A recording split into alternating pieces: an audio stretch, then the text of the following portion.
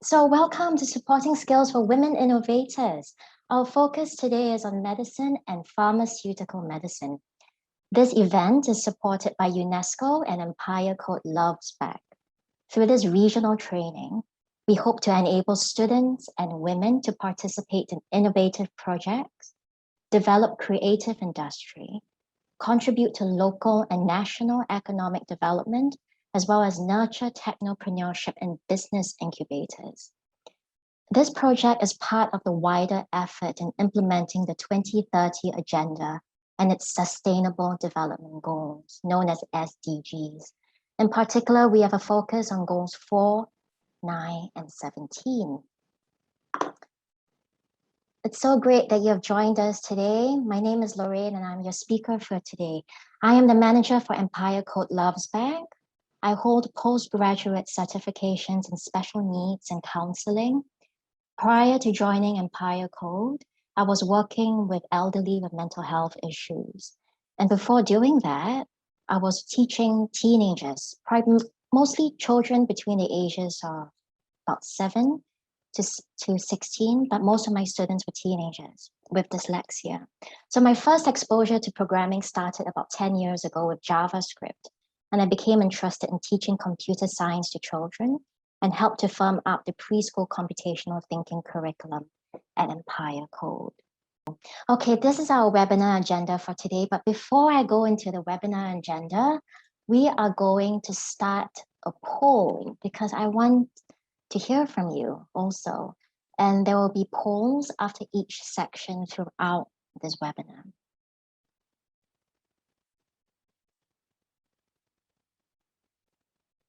So you should see a poll come out. The first one, what do you expect from this training? Is it career growth? Would you like to gain more knowledge on UNESCO's SDGs, Sustainable Development Goals? Are you here for general knowledge? Are you interested in how technology can support women innovators? Or are you here to just simply learn more about innovation and you have a particular interest in innovation in the medical and pharmaceutical sector?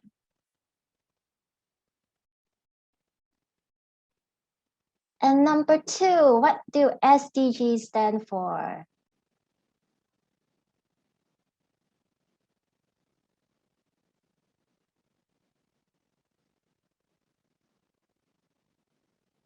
Question 3. How many more years do we have to reach the SDGs? I'll be going to SDGs in detail, so we haven't mentioned how many more years, but those of you who are familiar with UNESCO's SDGs, you may know this, and for those who are not sure, just give it a try. And how many years do you think? Question 4, what do you think are efficient methods to promote women in science? Do you think that the best way is through case studies, classroom trainings, e-learning platforms, online webinars, press articles, social media content, or train-the-trainers programs? The answers, the responses are coming in. This is really, really interesting. And how would you rate your technical skills? Do you think that you are beginner, basic computer literacy, intermediate, you're familiar with office softwares, advanced basic computer programming skills, or expert, I can build my own website and or mobile app?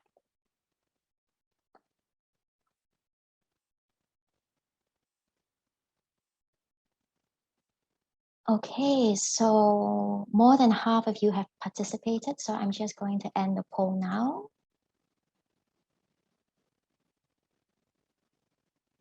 And I'm going to share the results with everyone. So this is really interesting. What do you expect from this training? 62% of you are very interested to learn more about how technology can support women innovators. So we have very, very interesting content for you coming up. What do SDGs stand for? That's right, Sustainable Development Goals. How many more years do we have to reach the SDGs? 9 years, and that is correct. We have 9 years to accomplish SDGs. And what do you think are efficient methods to promote women in science? E-learning platforms, 85%. And then train-the-trainer programs, I agree. 69%. Train-the-trainer programs is the best way to empower communities because you are empowering the community to then pass the knowledge forward to the students, and it becomes this very beautiful domino effect. Thank you so much for participating in our first poll for today. Okay, so I'm just going to go through our agenda. So we'll start off looking at SDGs, known as Sustainable Development Goals. Why should we care about these goals and what our focus goals for the day will be? And next, of course, we're exploring a really exciting topic, women in innovation. We'll be looking at focus sectors and industry innovation trends. And thereafter, we will explore the educational component. And after that, we will have an interaction session. And we will provide additional reading materials and additional free training materials for you to explore on your own. And lastly, there will be time for questions, for answers. If you have at any point of time throughout this webinar, I won't be able to answer your questions, but we have an amazing moderator, Eric, who will be answering your questions. So feel free to just type into the chat box. And lastly, we will have a short survey and a certificate of attendance, which will be handed out upon completion of the survey.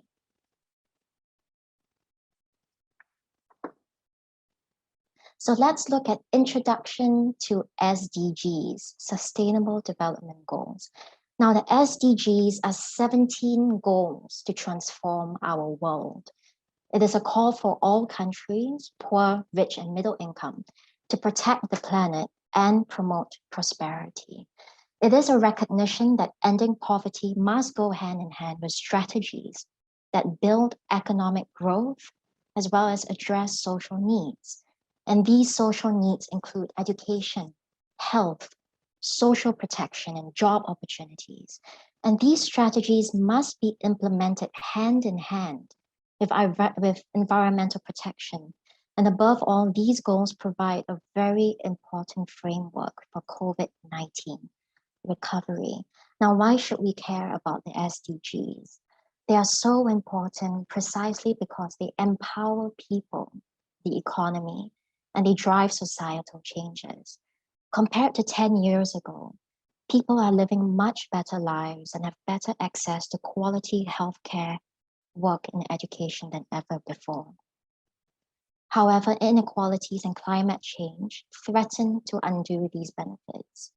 So investing in inclusive and sustainable economies can open many opportunities for shared prosperity. So as long as we care to make an impact, political, technological, and financial solutions are within reach. And yes, please check out hashtag for people for planet. Now, these are our focus goals for the day.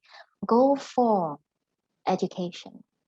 Now, in 2020, as COVID-19 spread across the world, most countries temporarily closed schools, and school closures affected more than 91% of students all over the world.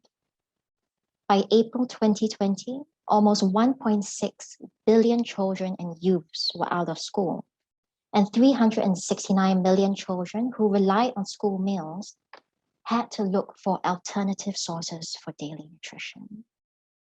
So education is our primary focus because it enables social economic mobility.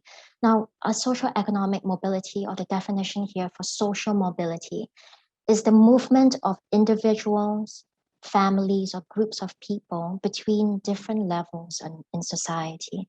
So it is a change in a person's social status compared to their previous social location. In the past 10 years, major progress was made as more children had access to education and school enrollment increased, especially for girls. However, in 2018, 260 million children were still out of school. That's about 1/5 of the global population in that age group. And half of all children and teenagers worldwide are not meeting minimum proficiency standards in reading and math. So if we're looking at very quickly, the definition of proficiency is when a person has the skill set in order to accomplish a certain task. Goal 5, gender equality. So this is achieved when women, men, girls, and boys have equal rights and opportunities, the power to shape their own lives and contribute to society. To push for sustainable development, empowering women and promoting gender equality is extremely important. Ending discrimination against women and girls is a basic human right that has a positive impact on a country's development in all areas. Thankfully, there has been wonderful progress over the last few decades. More girls are going to school. Fewer girls are forced into early marriages. More women are serving in parliament and in leadership positions. And also, laws are being formed to push for greater gender equality. Just to go through some definitions here, empowerment, which is one of my favorite words, is the process of becoming stronger and more confident, especially in controlling one's life and claiming one's rights. It's when you know that you have full responsibility over your life. And like a sculptor molding a clay, you can direct your life in the course that you want it to go on to. And the second word, discrimination. It's the act of making unjustified distinctions between human beings based on the categories to which they are perceived to belong. An example, such as gender discrimination. Just to end off on this slide, it's important to note that the pandemic has threatened the safety of women worldwide. There has been a huge increase in violence against women during lockdowns, and many women do not have access to social welfare and mental health assistance. So this reminds us that gender equality and the empowerment of women and girls is more important goal now than ever before. Goal 9, industries, innovation, and infrastructure. I just want to go through the definitions briefly. So industries, a group of manufacturers or businesses that produce a particular kind of goods or services. Innovation is the action or process of making changes in something established, especially by introducing new methods, ideas, or products, which is why we always see innovation go alongside with creativity, because you need the creativity in order to come up with innovative solutions. And infrastructure, physical structures and facilities such as buildings, roads, power supplies, electricity cables, that's needed for the operation of a society or enterprise. So innovation and technological progress are key to finding lasting solutions to both economic and environmental challenges, such as increased resource and energy efficiency. Globally, investment in R&D as a proportion of GDP increased from 1.5% in 2000 to 1.7% in 2015, and remained almost unchanged in 2017, but was only less than 1% in developing regions. So we need to figure this out on how to increase this in developing nations. Goal 17, partnerships for the goals, because your SDGs can only be realized with strong global partnerships and cooperation. So a successful development agenda requires inclusive partnerships at the global, regional, national, and local levels, built upon principles and values and upon a shared vision and shared goals, where the people and the planet is at the core and they are at the center. And now we come to women in innovation. So this is UNESCO's commitment. UNESCO is committed to technology and innovation for gender equality. And over the next 5 years, UNESCO will increase access for girls and women to digital skills and competencies, STI and STEM education opportunities, including engineering, computer science, and informatics, to ensure gender equality in emerging STI fields such as nanotechnologies, engineering for the SDGs, and artificial intelligence. UNESCO will provide access to STEM education to at least 2,000 girls per year in Africa through hands-on microscience. They will enable at least 2,000 women physicists per year globally under a program, Physics Without Borders, to take leadership roles among relevant university research programs. UNESCO will advance the scientific careers of young women scientists and give visibility to their scientific work in all related fields of technology and innovation through its partnership with L'Oréal UNESCO Women in Science Program and the Organization for Women Scientists in Developing Countries.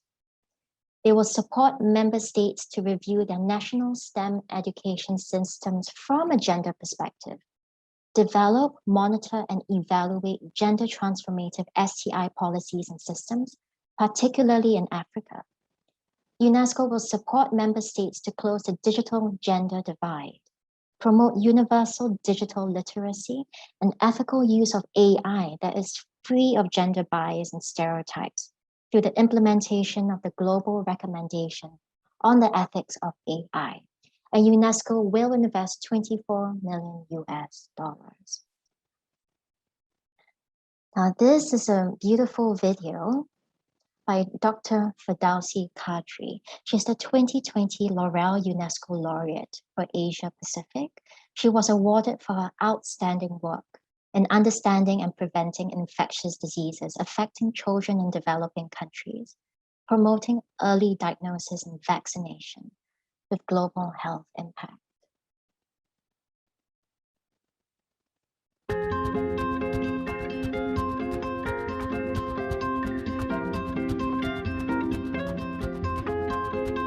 I'm Firdausi Kadri.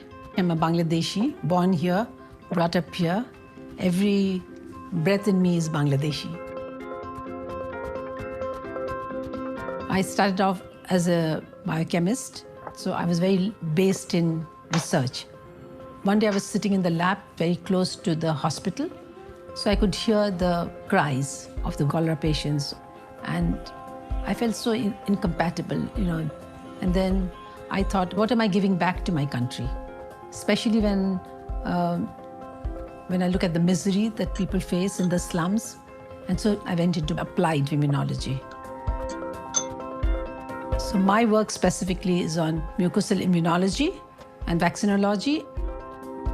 I carry out clinical trials with new vaccines, and I try to understand the natural immune response.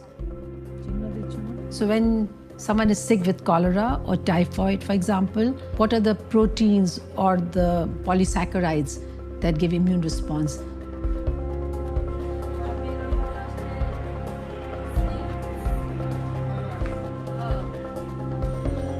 Vaccination is a tool that has been used for hundreds of years. But one problem has emerged is that children in developing countries, when given the vaccine, don't respond as well as other people in developed countries. So we work on trying to understand how does an adult respond to a vaccine in Bangladesh? How does it compare with someone in the USA or someone in France or someone in Sweden? 30–40% of the population in Dhaka city are living in highly densely populated areas. So there's malnutrition, repeated infection, high morbidity. Children are always sick due to cholera, diarrhea, rotavirus, something or the other. By the time a child is 2 years old, the child has had at least 10 different diseases. Children are not thriving as well as they should because of so many infections.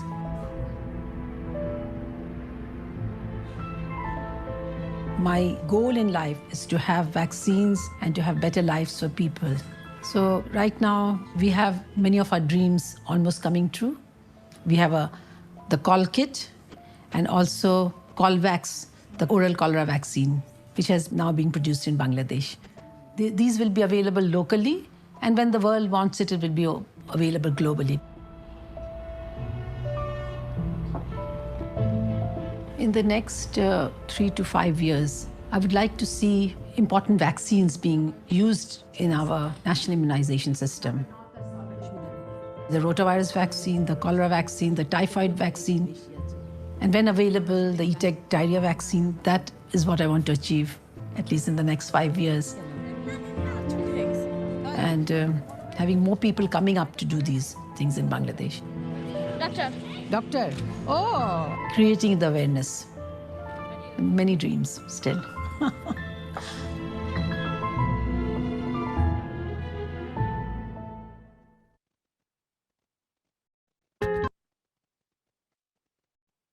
I hope you enjoyed the video as much as I did. Okay, now we are going to focus sectors. Now, our focus sector is healthcare. Of course, today, medicine and pharmaceutical medicine. So a career in medicine can be very rewarding. You make a difference to people's lives because you help to alleviate pain and suffering. There are over 60 specialities in medicine alone, which means there are plenty of opportunities in teaching, research, and management. As a doctor, you are a well-respected profession. So pharmaceutical medicine is a medical specialty concerned with research, development, and monitoring of new medicines.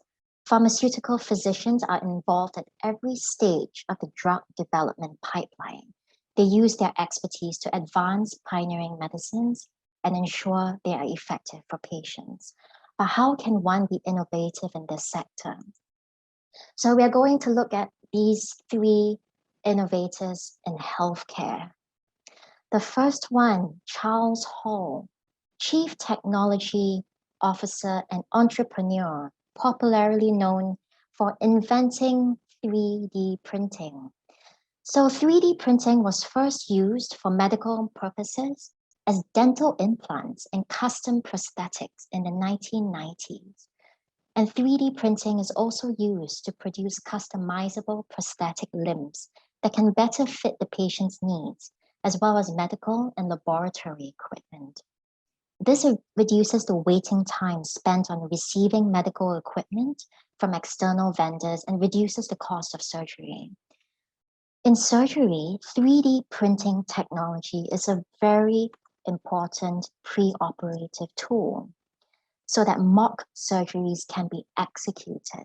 And a 3D model of the patient's anatomy can be studied, thus improving overall precision during surgery.